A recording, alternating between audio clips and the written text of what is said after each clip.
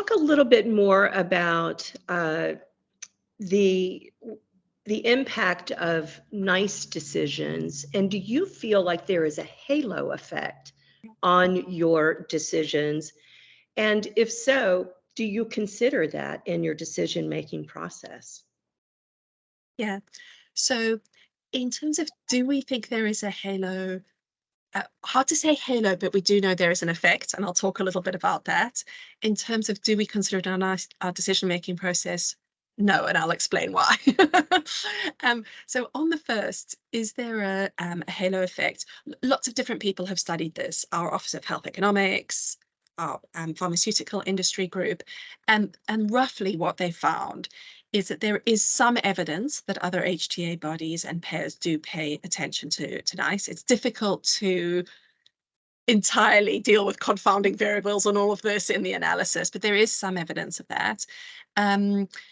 That on average, negative decisions are more attention is paid to them than positive decisions. And then the question around why people would pay any attention to NICE decisions. Some hypotheses that people have written about are because sometimes new methods are started here, such as the severity modifier.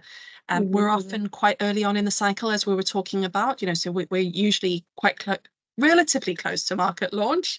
Yeah.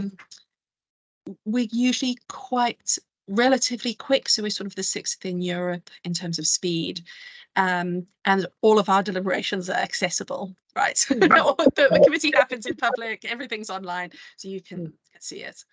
So there is some evidence. Why we don't really pay attention to that is because we really need to think about our remit, which I keep on coming back to. We are here to serve the taxpayers and public of the country that we're in. Yes. So, we're obsessed about the fact that our methods reflect their preferences. We're obsessed about that we do everything in a rigorous and transparent and independent way, that we're not unduly influenced by factors that we shouldn't be.